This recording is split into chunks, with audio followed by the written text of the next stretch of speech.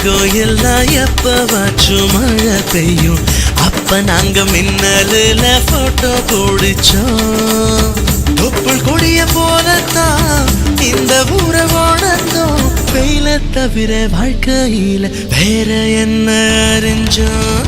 வெயிலோடு விளையாடி வெயிலோடு உறவாடி வெயிலோடு மல்லு கட்டி ஆட்டம் போட்டோமே.